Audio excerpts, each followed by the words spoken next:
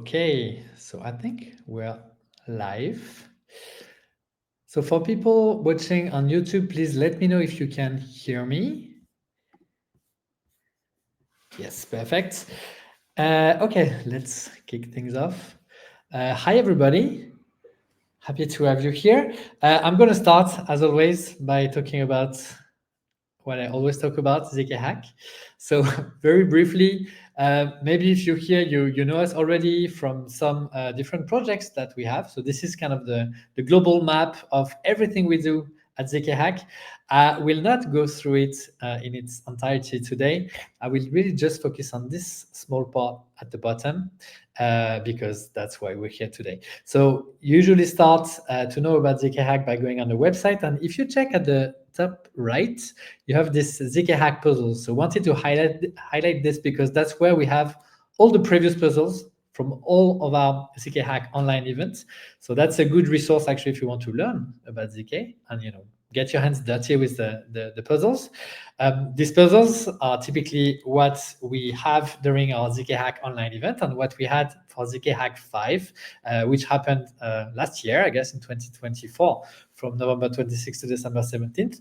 So it's a series of workshops, but also, and most importantly for that discussion, it's also a puzzle competition. So you can find all the details on the dedicated page, zkhack.dev/zkhackv, ZK 5. And you might ask who is actually doing these puzzles.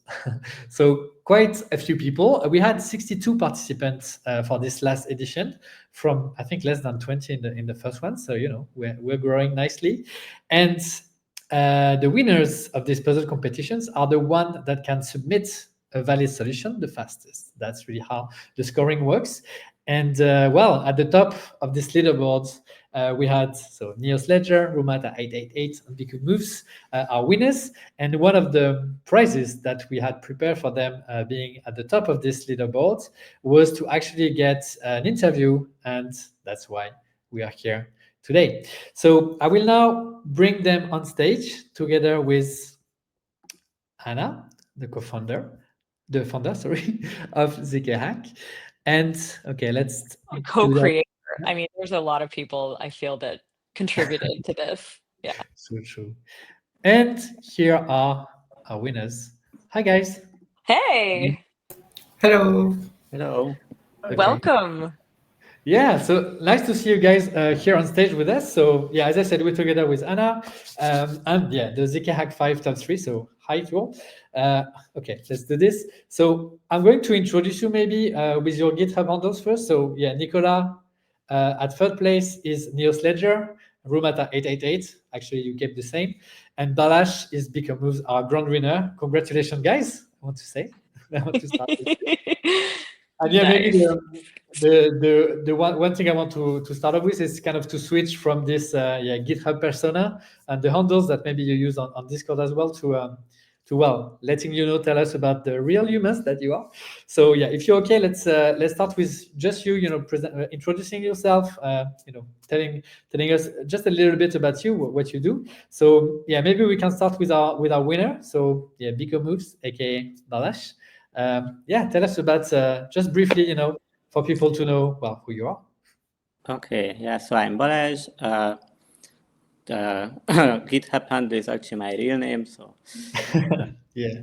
I don't know what to tell. I studied mathematics a long time ago, but I was always interested in computers, so worked with a lot of software, and I switched to ZK maybe 3 years ago.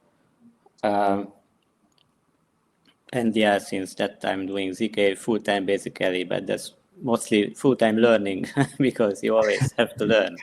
Cool. Where are you working now, actually? What are you doing right now?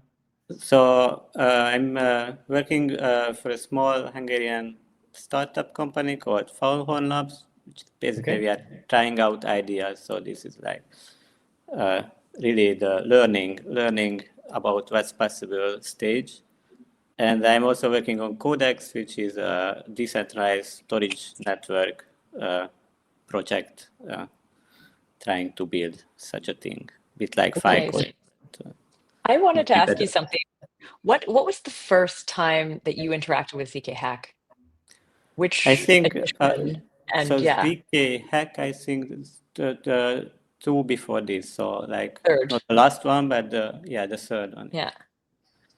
I feel like I don't know if it was you. I think it was you. When we first met you, you were coming in, I almost think a bit critical, or a bit like you weren't sure if these puzzles were very good, but then I remember you doing really well on them. Tell me about that experience, like the first kind of impression you had of what this thing was. So in general, I like this type of events because you can always learn something. So that's it's both fun and you can learn something. And now you have motivation to do it. If you don't have these events, then you maybe don't have the motivation to do, and then you don't have the learning because you don't do it. So Yeah. that I like. That's maybe I was mostly critical, maybe about things like artworks and Rust, which I still don't Yeah. like. But You still don't like. Okay, this I is what still I don't like, wondered. but I Okay. maybe a bit better with it. But that's usually I for me see. like a big part of the time is just dealing with Rust. That's interesting. Even this year, that was a But lot that of. must be with like a lot of projects in our space, because a lot of them are built around Rust or Rust-like, or yeah, Yes, it's very popular. I'm a bit off mainstream on this subject. got it. Interesting. Yeah, actually, I think we can discuss that because we'll get into the puzzle details right after. And yeah, I have some question about this as well. But before we go that route, maybe Rumara, you want to tell us also a little bit about you. And yeah, there's also some stuff to discuss about your history with ZK, but yeah, maybe just introduce yourself first. Yeah, my name is Ken Tisinovsky. I also joined the ZK world around 3.5 years ago. Before that, Similar. yeah, 3.5. Before that, I was involved in cybersecurity, reverse engineering, digital forensics, but I was always in cryptography, kind of studying by myself. Just there weren't that many opportunities to do cryptography, unfortunately, and then with the blockchain and with the ZK, there were suddenly so many. So that was wonderful. Currently, I'm the security team lead at Stack Labs. So, Yeah. I guess that's it. Renata, you've been like, I feel like I met you when we did the winners for, I think, the first ZK Hack. We did actually like a little episode, and that was my first introduction to you. And I think that's when I found out which team you had been working with and stuff like that. So yeah, you've been competing for a long time. Yeah. Oh, I was avoiding stock challenges, but otherwise, yes. You were avoiding which Stark challenges? Yeah, I think there was. Oh yeah, the second one. True, Yeah. Mini. Yes, okay. The winter, Yeah. we did it with Winterfell. Winterfell framework. It was very Exactly. hard. Yeah, actually, it's funny because this first ZK Hack, the OG one, so you actually won it, just to make it Yeah. clear. And the second place was actually Nicolas. It's So we like had we didn't have clearing the up. OGs. Yeah. As you Nice. said, Rumata, you kind of skipped the second and the third edition. You came back for the fourth one. I think you finished fourth last time, actually. Yeah. And now you're back on the podium. So The top three. Congrats for Very that. nice. I remember last time with one of the challenges because I have the same problems with Rust. Because like our cryptography library is in C++. It's written from the ground up. I think I spent, once I understood how to solve a challenge, I spent something like 20-30 minutes trying to just put a value into the field element, because with artworks it was not obvious how to do that. Yeah, we heard that. I guess the Rust sometimes is the biggest challenge more than the actual cryptography. Yeah, and it was Artworks 0.3, I guess, where it was difficult to create a field element from a string or things like this. It became better with a recent version of Artworks, but in the days it was quite difficult. Yeah, the hacker's problem. So yeah, actually, Nicolas, up to you. As we said, you were second for this first edition of ZK Hack, but you were the grand winner last time. So I mean, tell us why didn't you win this time? What happened? Yeah, what happened? because you were on track. You had I think you came in first for the first two. Yeah. We were very surprised to not see you It was tight. coming in first. So Yeah, I think I solved the second and third challenges in 40 minutes, something like this. And actually, if you want a sneak peek into my agenda in the days, so in CET time zone, at 8 p.m., I put my son to bed. And at 8 p.m., there was the challenges went up. So I needed some time to switch to the challenge mode, CTF mode, after my son is sleeping, just to be focused. So, I see. Okay, Yeah, I guess so family. it's like a family thing. So Yeah, to this take is care. ZK Hack edition. We feel like we're gonna see your kids growing up Yeah, because it's true. you had he was like a few months old, I think, last time, and now I guess 1 year after Yeah, that. he's 1 year old. So yeah, I hope at some point we will have a new participant for ZK Hacks, but yeah, we have a few years to go, I guess. We but have yeah. actually had people bring their children to our hackathons, like teenagers coming. Yeah, that's pretty good. So in a couple That's very years. fun, yeah. So yeah, looking forward to having a little a new EOS in the competition. but back to what you said, yeah, the competition was very tight as always, and actually this time, because last time there was not too much of a suspense, but this time there was, because it was very tight. There was versus last time there was quite a bit of suspense. So I want to ask Balázs, actually, this time, did you expect to win, before we released the results for the last after the third puzzle? Yes, because I mean, you pretty much know approximately the scoring, and I just estimated that after I saw the third one, if I didn't make a mistake, then I will get out by simple addition. But there is always a chance that you mess up something. I mean, yeah, that's true. You were pretty fast, and as Nicolas said, it's really this first puzzle that took time to people, and then the rest, you guys are just too fast. You did all the others in 30 minutes or something like this. So yeah, I guess it helps. But actually, so if you had to give some pieces of advice, how do you guys do to be so fast? Do you have some kind of, I don't know, a strategy for optimizing submission speed? I mean, apart from not putting your kid to bed, something a bit more concrete. Maybe you want to start, Balázs? Yeah. How do you approach this to be fast? I remember at the CKSX3, which was for me the first one, I first looked at, you always link papers which have understanding, and I started reading those. And now I don't do that. I start looking at the code. And just try to understand what the code does. And I mean, yeah, it sounds easy when you say it. But, is it the same approach for you in Ocantee, maybe, or do you read papers in the meantime? No, I tried to maybe just read a quick run through to see if I know this technique or what the general issue is. But yeah, especially with the later challenges, the ones that are under 30 minutes, it does become, unfortunately, quite important to create the repository beforehand and add Kobe to it, so that you don't lose that extra minute, because then, yeah, if it's under 30 minutes, that's 5% of your time already. So you have to do that.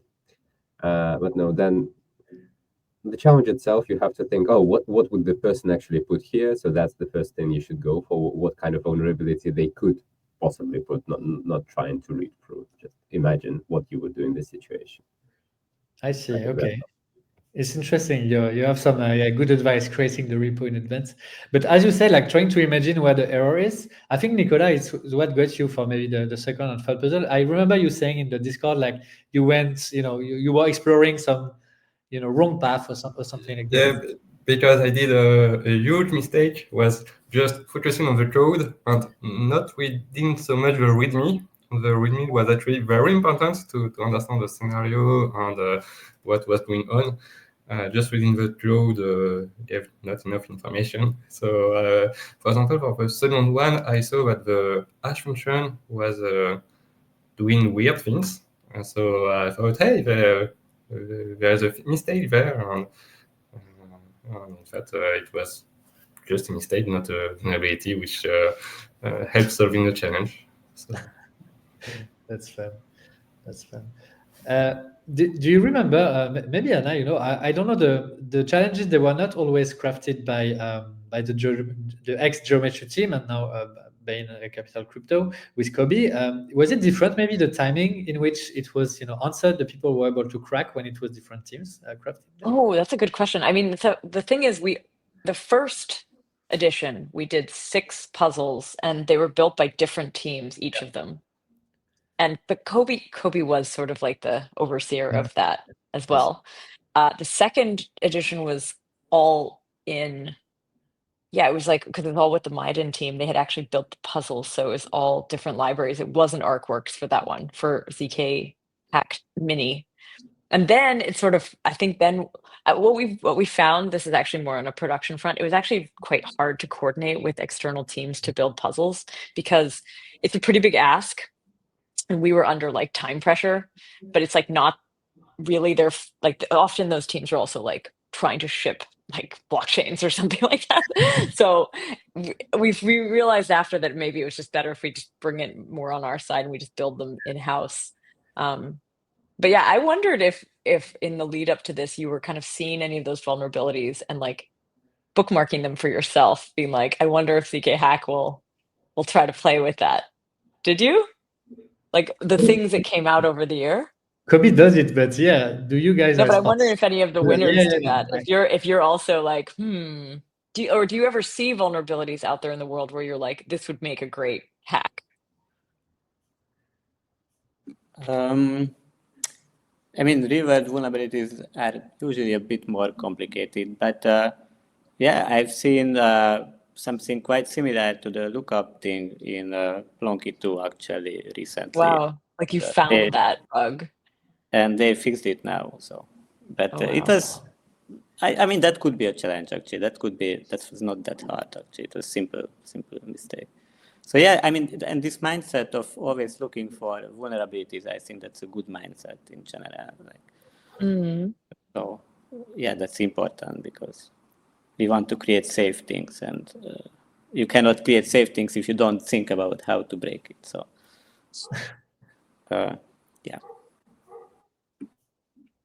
Yeah, I don't know. Any of you guys, Nico or Innocenty, do you want to add something to that? Yeah, well, recently there has been several vulnerabilities. For example, in SP1, there was some interesting vulnerabilities where you can just forge a false proof about the program, and there are some proof of concepts on GitHub. When I saw this, I said, "Hey, this would have been a nice challenge for ZK Hack." So, yeah, the soundless bug was actually a good one. And you Innocenty, is it something also you're doing, like when you see I don't know, a new paper or a bug coming out, like thinking of how could there be a ZK Hack puzzle or any kind of CTF type of puzzle? Yeah, sometimes with papers, sometimes with code, because just if you read through a lot of code of a single huge project, then sometimes obviously with development there will be bugs, and part of my job is trying to catch those. So yeah, sometimes you think about that, oh, that would be wonderful to actually implement, and then you think, oh no, but then you have to implement all the system around it, and it's simply impossible. Yeah, I guess recently there was this paper, how to prove false statements, a practical attack on Fiat Shamir. I think Kobe saw it. So it kind of begs the question for me, like, more generally speaking, like, how do you feel about the increasing complexity of ZK implementation in general, and what does it imply in terms of security? Do you think like it's just as it used to be, or is it getting like more complex now and maybe more prone to bugs? That's a good question for this group, actually. Yeah, so I think it's the whole space is way overcomplicated in terms of software engineering. It should be much simpler and much cleaner, and But yeah, as I said, I have very non-mainstream opinions about this subject. But yeah, I think this could be done much more safer and much more smaller amount of code, much easier to use, all at the same time. It should be possible. I mean, humanity has technology for that, but these are just not mainstream. I think it is so complicated. Like, what is is it because of some of these projects starting to build with ZK at a time when maybe the libraries weren't there and had to develop a lot of their own and the generalizations weren't there? Is it because ZK is being used for use cases that maybe like are a little further out from what it was kind of originally made for? I think all of these has a add to it, but I think basically it's just different people. So people who do the cryptography are not necessarily those people who know how to design these systems to be safer, or they don't even, maybe they don't even, they think that this is the best we can do, which is not true. But maybe if you never seen like different ways to approach these things, then of which we just build. And also, like, I think many teams just want to get over with the building like as fast as possible and just go forward, and this shows on the code quality. Yeah, and also from what I see, so I'm not really writing code, I'm more reviewing code. There are more and more mature libraries, so the cryptography libraries, which are being used. And usually, like the common bugs in cryptographic implementations that can be seen in several libraries. But if several people, several teams start using the same library, then this library becomes more audited and more mature, more secure. So this is also something which is going in a good direction. But this reminds me that, for example, in the past ZK edition, in one puzzle, there was a bug in the library where, if I remember correctly, the squaring function in the field which was chosen was buggy. It gave wrong results. Was this the one where it's like there was a bug in the puzzle, Yes. actually, not the puzzle? Like that wasn't the It bug you were was a supposed bug to in the find. library, and Yeah. it was fixed in a not yet released version at the time. And so there was some clear indication in the puzzle topic saying, hey, you don't want to use this function, use this instead. Because it was actually a bug in the library. The function did not compute the right thing. And hopefully this becomes less and less frequent. That's interesting. So what you're saying though is almost like there's, because like some of these libraries are getting battle tested and hardened, so they're actually safer, kind of. But then, I mean, in the same breath, you did say that more and more teams are using them. So like that's good and bad, right? Because then it's like people with more eyes on it, it's supposed to be stronger. But if there's a vulnerability, that could actually affect even more systems. Yeah. But at the same time, yeah, would you actually argue then it's like you're not worried about the complexity, you actually see it as getting kind of better, like it is getting better if to I use this compare stuff? with usual cryptography library like OpenSSL, when OpenSSL is maybe a good example, because this is an example of a library that everyone has been using and then became much complex. And so a few years ago, there was a movement where people wanted to move away from OpenSSL. And some forks were created with Boring SSL, LibreSSL, and other libraries, because OpenSSL was becoming too complex.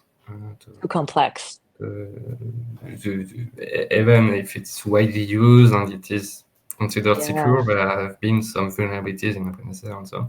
So it's like, I think it's a common issue with cryptographic libraries, and we need to have a balance between good battle-tested libraries and the choice of library for several use cases, so that if there is a vulnerability in one, it does not affect all the libraries. It's I think it's quite a common topic. It's quite interesting, this compromise between systemic risk, kind of, and still you want it to be used because that's how you get better security. It's quite funny. So now I want to come back to the actual puzzles a bit more in details.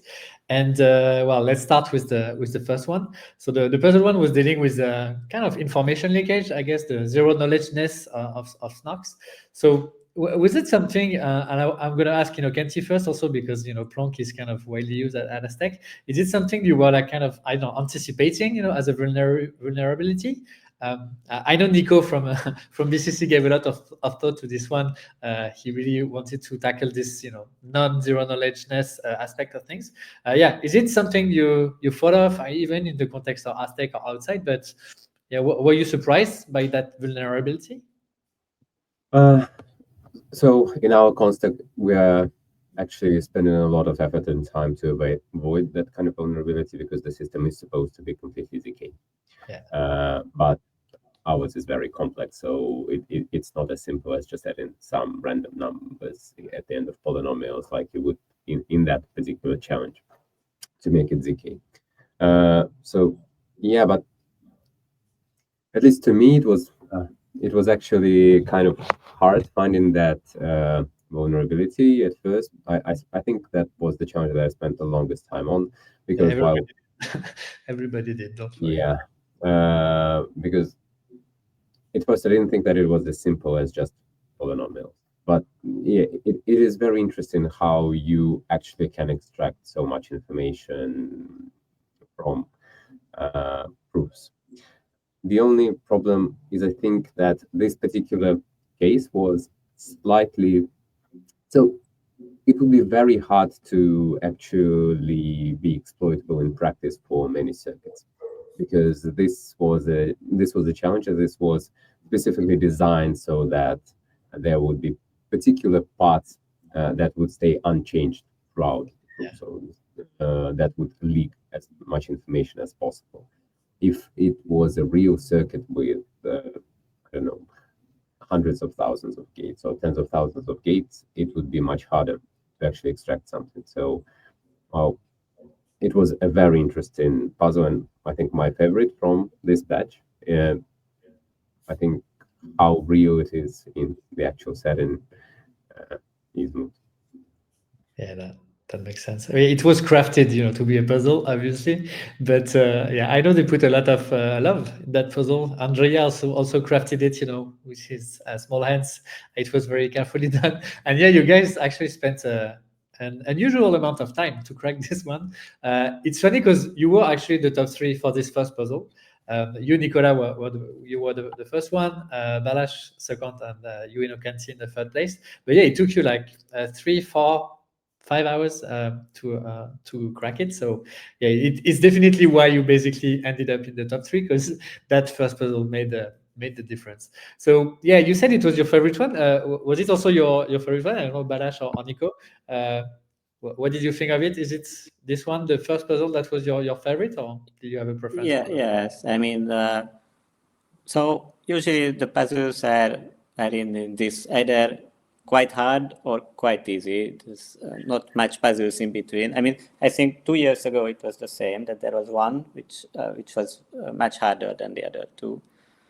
So yeah, in that sense, it was also my favorite, because I like not very easy, because then you don't learn too much about it. Yeah, I mean, I don't remember too much about the puzzle solving, but yeah, I forget what I wanted to say. No, I mean, we're going to talk about puzzle 2 and 3 right after, but yeah, I guess for you, Nicola, maybe it was the same. It's also the one, you spent, I think, 3 hours on this one, and you were the fastest by a wide margin. The most difficult thing was to deserialize the proof correctly. So, but it was just doing some Rust stuff to understand the format and so on.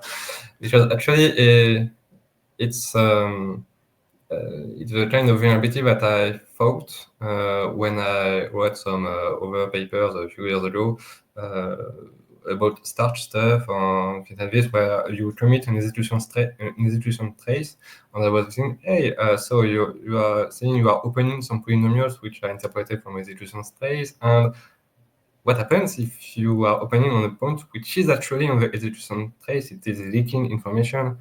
And in some protocols, actually, there is a shift in the evaluation points. I don't remember the exact name, where you don't work directly on the roots of Unity, but they are shifted a little bit to hide information and to make this not possible, to recover some cells of the distribution trace from the proof. So it's actually something that I thought some years ago was a possible attack. Oh yeah, it's quite. I guess maybe it gave you an advantage, right? I mean, maybe that's why you were. Yeah, so it's when I saw the proof, was okay. So there's definitely information about this. Yeah, you needed to recover polynomials and perform a polynomial interpolation to get back the cell, but it's basically something that I have thought of before. So it was a matter of implementing things. And among the puzzles I preferred in this edition, I think I preferred the second one because I learned more things. So we can speak about it later, but it was not my favorite, this first one, even though it was interesting. Yeah. Interesting. Actually, Anna, do you? I think we can unveil that. But do you remember this very interesting fact about the second puzzle that Kobe? Me? Yeah. Do you remember? Kobe told us like in November. No. So I'm gonna unveil it. I hope he doesn't mind. But this basically the second puzzle was crafted. He said like 90% by AI. Oh, yeah. If I remember correctly, he said that so the team, the puzzle team, gave an image from a paper and told the AI to implement a protocol with this custom implementation techniques, and gave the pretty much 90% of this custom finite fields implementation, and then of course there were like a few things to tweak, but did you any of you guys notice that it was partially, at least, AI generated? Well, it was very weird to have a custom finite field implementation, considering there are several libraries which implement this. And I was quite surprised to have a field.rs file in the puzzle instead of using Artworks or some other library to implement the field. So how about you, Innocenti, Balázs? Did you notice? I didn't notice, but I usually implement fields myself also, so maybe that's the idea is obviously strange. right? Yeah. I was just so happy. Go for it. Yeah, I was just so happy that everything was in the library and nothing was imported from Artworks that I didn't think about it. Yeah, I guess that was the way maybe around the Artworks, and yeah, actually that brings us to the first puzzle. So this one introduced Noir actually. So yeah, again, staying on you, Innocenti, do you feel like working at Aztec actually helped you with this third puzzle? I think you finished third, if I have Did it help? I don't think so, because it feels like this was less of a ZK puzzle and more of a general kind of bug puzzle, so the same could be implemented in Python. Yeah. I mean, was it fun? So maybe more for you, Nicolas and Balázs. Was it fun to play with Noir? I don't know if you had any experience with it, but you keep bashing Rust, so I'm thinking maybe Noir was better for that. So I had no experience before, but I mean, as Rumata said, you didn't really need to play at all with it. It was read only actually. You didn't have to write, I think, any piece of code at all. So it was simply enough that it didn't really matter whether you've seen this language before, because it was short code. Yeah, it was fast. Yeah. You too, Nicolas, I guess it was reading more than writing. The thing is, I created. I tried to, for example, log to print some values and so on in Noir and so on, and it's not so straightforward. So actually, before the puzzle began, when there was information that it was about Noir, I set up all my environment and I ran the introduction tutorial and try, and it's similar to Rust, but it's harder, I would say, because there are some nice to have things about using some types that you don't have in Noir for several reasons. So I think it's harder than Rust. But I'm also saying this because I'm used to Rust. I've been programming in Rust for many years now. Yeah. So it feels like there are some little things missing in Noir to make it more usable.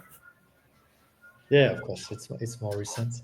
And actually, I mean, again, in the same vibe, what would be a suggestion maybe to explore? So you said, Rust, Noir. So what could be another alternative? I mean, what would you be curious to explore in terms of programming language for these puzzles? If you have an opinion on that.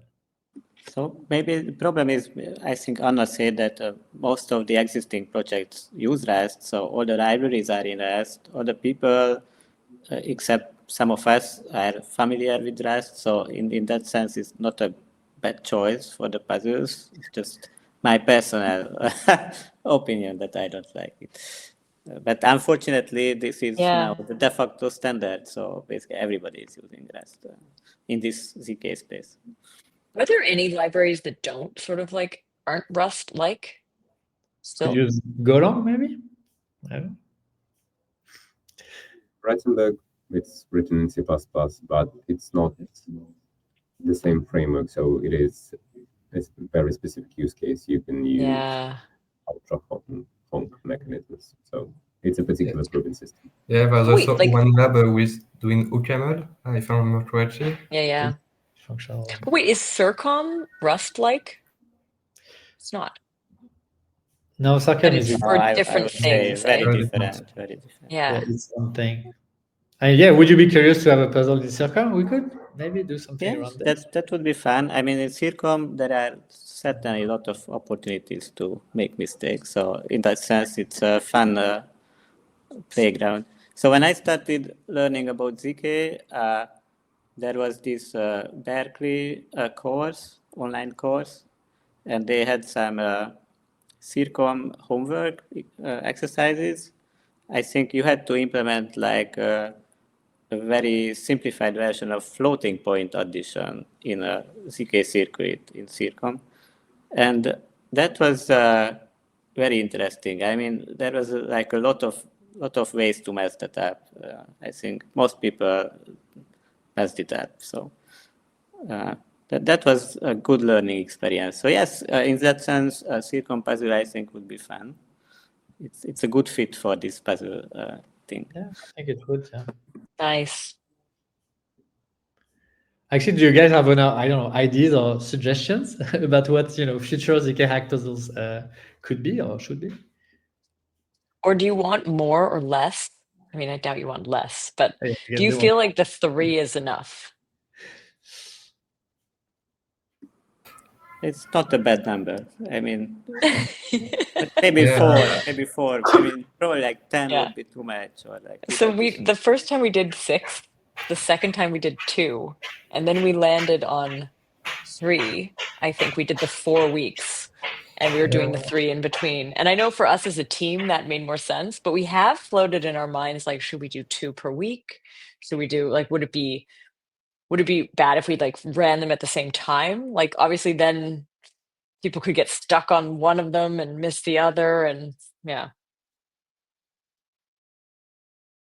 No, I kind of like the current format with 3 puzzles on 4 weeks.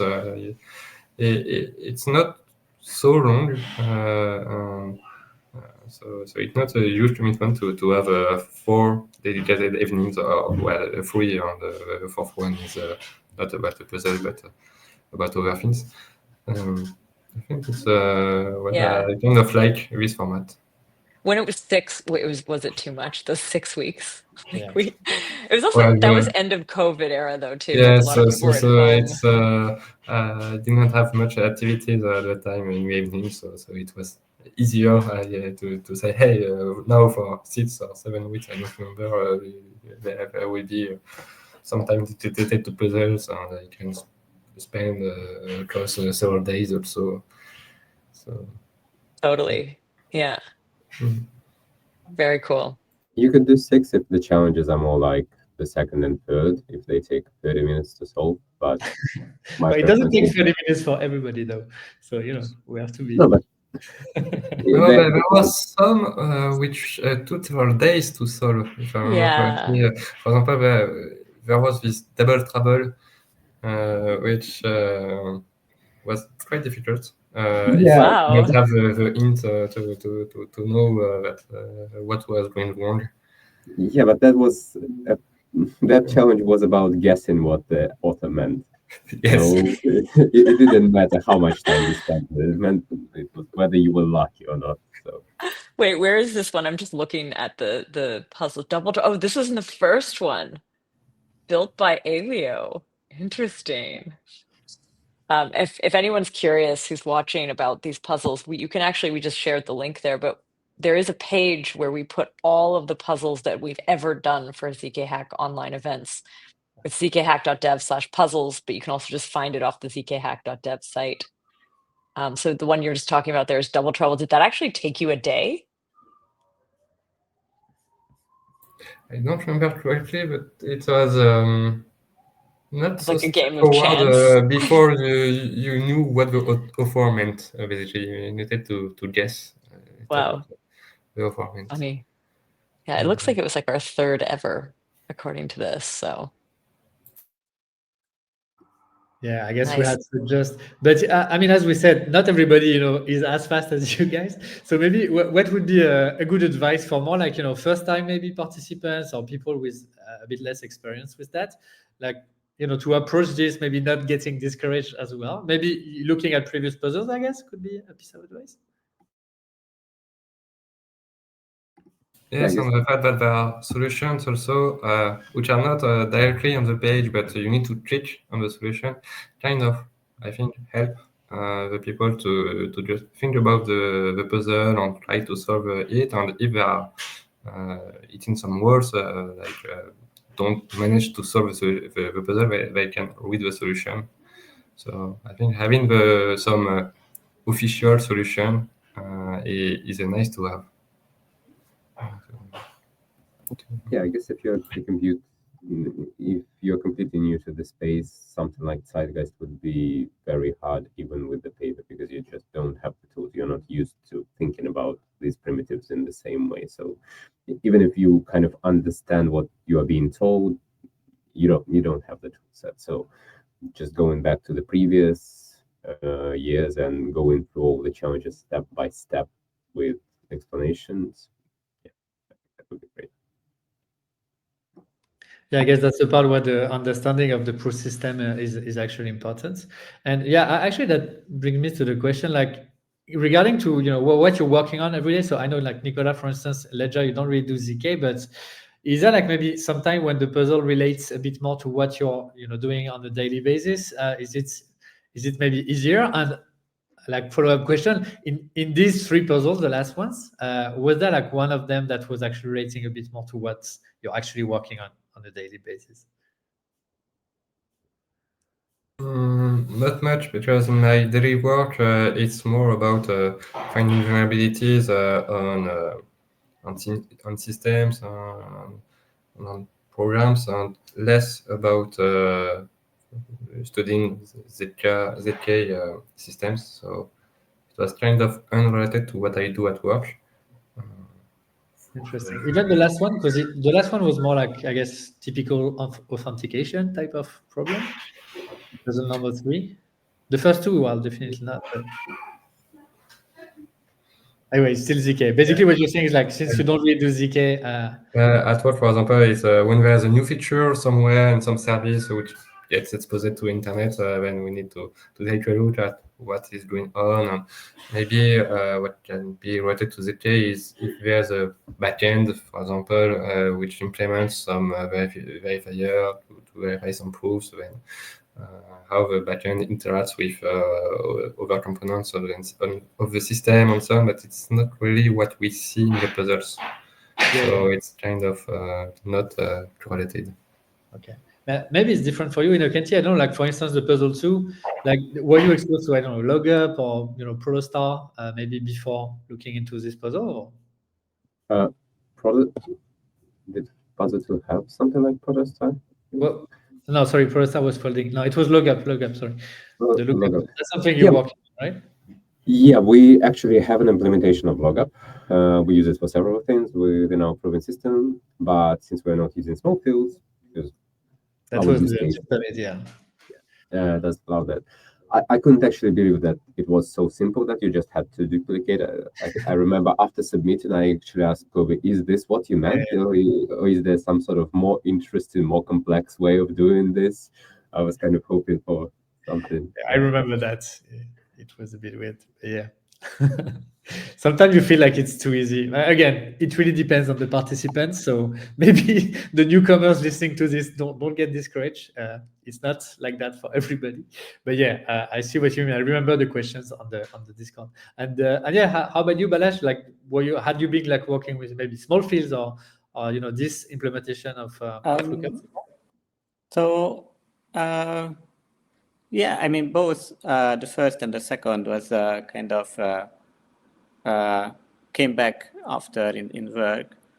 So the first is because like you had to look into the details of some existing implementation of what it does, and then I did something similar with Plonky too. So that's basically you have to deep dive and just deep into the code and try to understand what the hell it is doing. So in that sense, it is quite similar. And also Lookup, I mean, not the puzzle itself, but the Lookup protocol is again something which came up since. So yes, in that sense, it's quite closely connected, I would say, actually. Yeah, I mean, I heard about Lookup before, of course, at conferences like ZK Summit, but I haven't never looked into the deep details before. So that was a good opportunity too. Yeah, I guess the puzzles are also here for that, for everybody to look at stuff that maybe they wouldn't look into without the puzzles. Yeah, exactly. Okay, awesome. So maybe Very cool. kind of to wrap up, I don't know, Anna, if you want to add something. I just have this. No, I think we're I think we're good on time. I just wanted to know before. I mean, will you guys be there for the next edition of ZK Hack Online?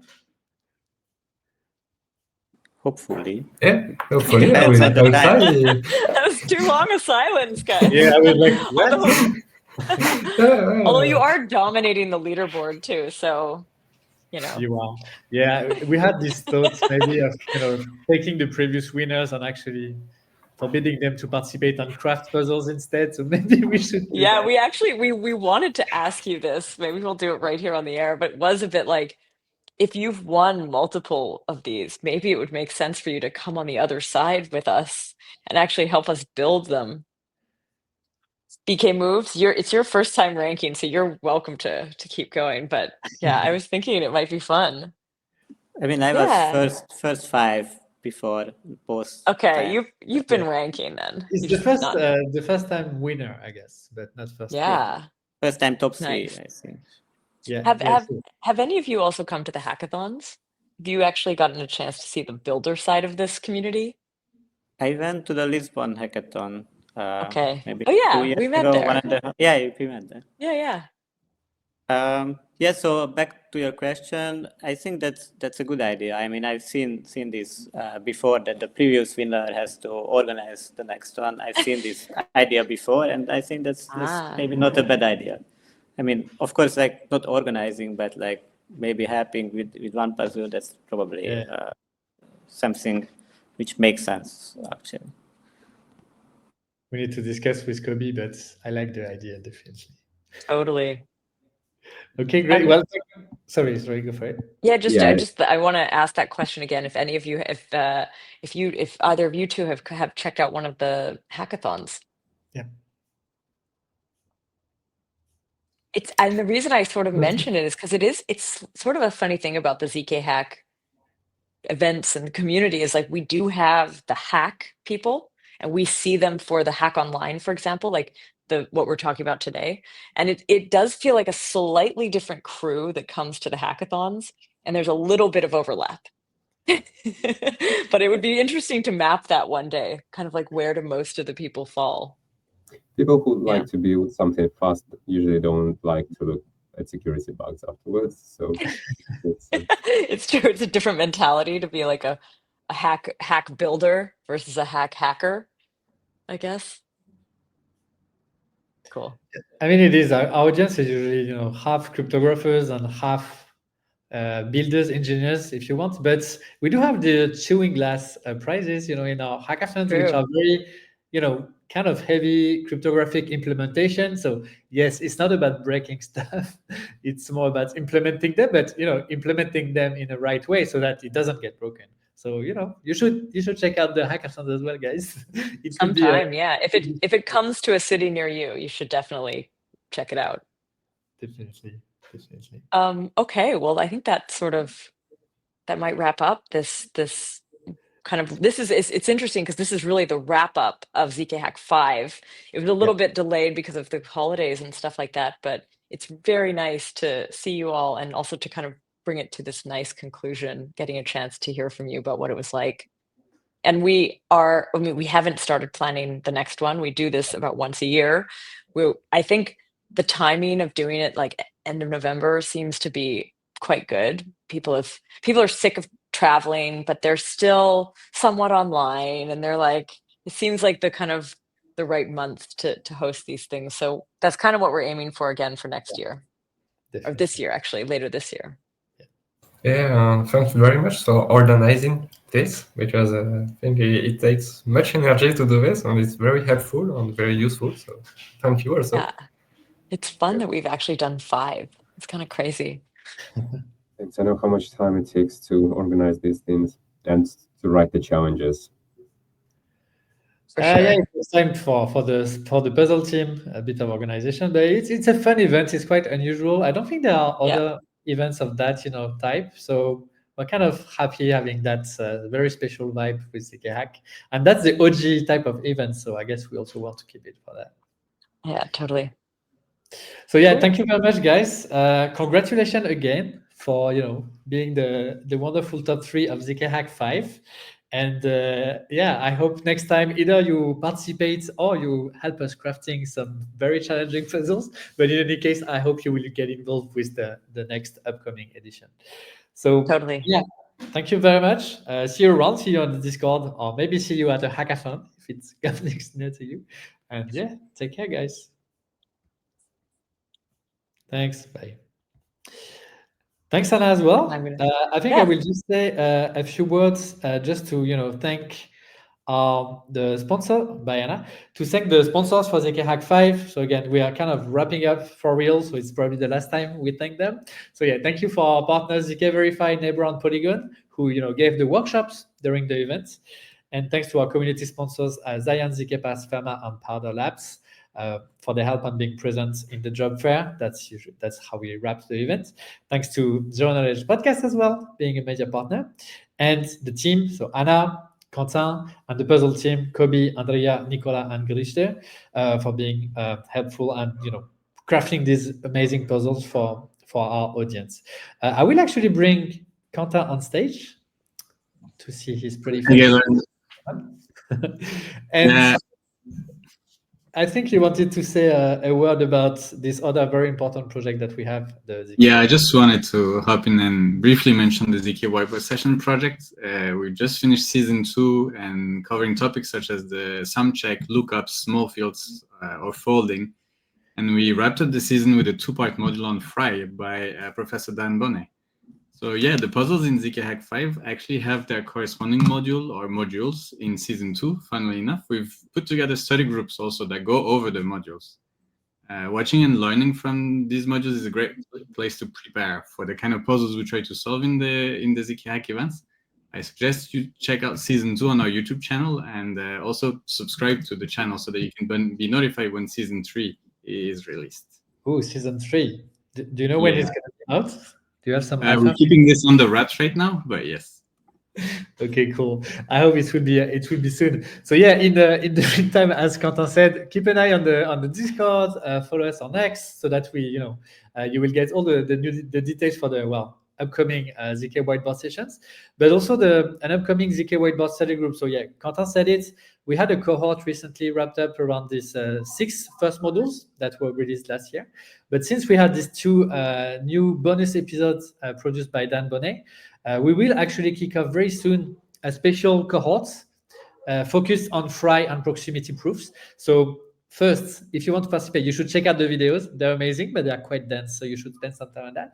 And yeah, join the Discord, check us out, and we will give some more info about this new cohort. It should probably take, I don't know, 4 to 6 weeks, something like this. So yeah, keep an eye out for an announcement. And well, we'll see you very soon, either in person. We'll be in Denver in February, in Sofia in March, and we'll do an announcement about an upcoming hackathon very soon. So yeah, as you can see, ZK Hack never sleeps. So take care, ZK enthusiasts, and goodbye.